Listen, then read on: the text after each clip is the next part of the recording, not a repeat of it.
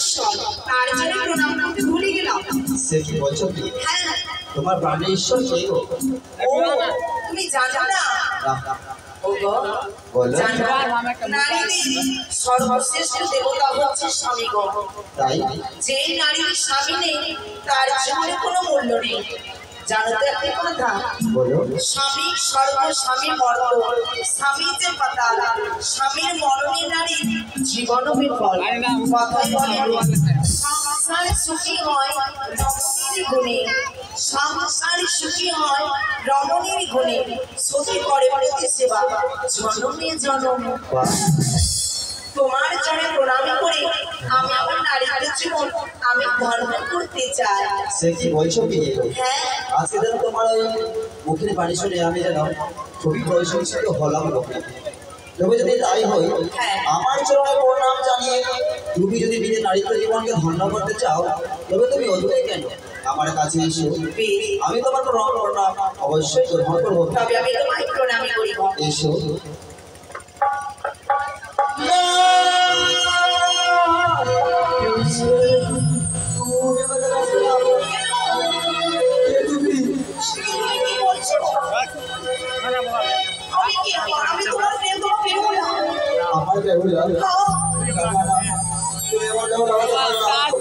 আমি অবশ্যই বুঝতে পারছি তুমি আমার কাছে আশ্রয় দিয়েছো, তুমি আমার দেওয়া হতে পারো না, তুমি আমার কাছে আসবে না, তুমি আমার থেকে চলে থাকো, আমার কাছে আসবে না। ও তোমার মস্তকে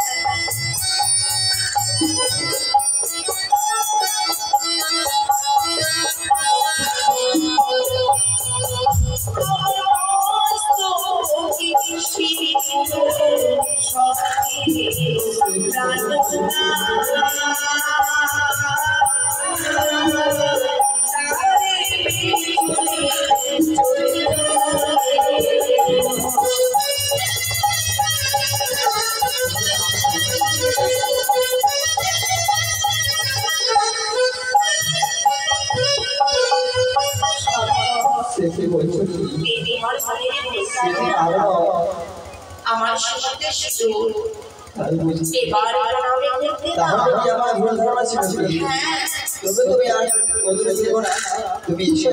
তুমি অবশ্যই গ্রহণ করবো না।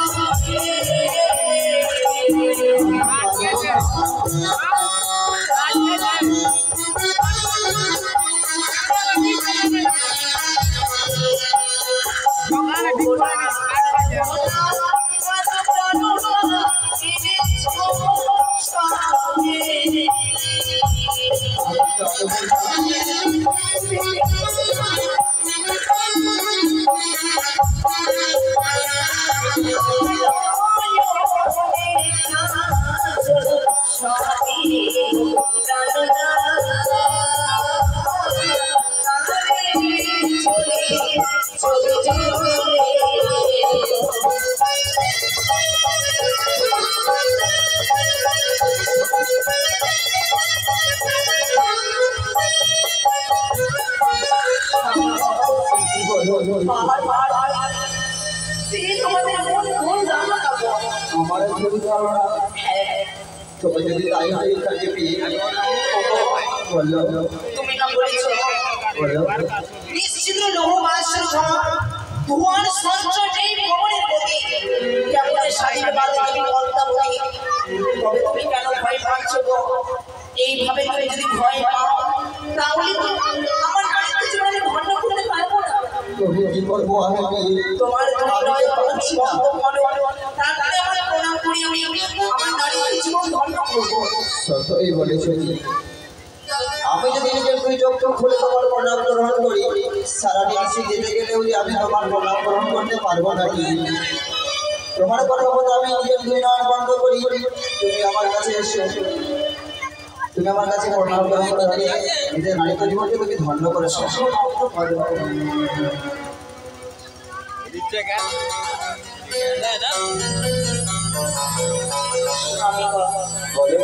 এবার আমার নারীর জীবনে ধন্য করো। এবারে বলো কি করতে পারি? তবে বলি কি, আমি বেছে বেছে তোমার কাছে টাকার আশ্রয় নিয়েছিলাম। আমি তোমাকে আর কথা দিচ্ছি, আমি আর কাঁদবো না। আমরা দুজনে মিলে হাসি খুশি করে এই সারা রাশি আমরা পার করে দেবো। সত্যি গো, তবে শ্বশুর ঠাকুর বলেছে জানো, কি বলেছে? সারাটা নিশ্চয় জেগে কাটতে হবে আমাদের। সারা রাশি জেগে কাটাবো? কিন্তু আমার কাছে তো কোনো যুক্তি নেই বিয়ে। আমার কাছে আছে তো। কি বলো? বলবো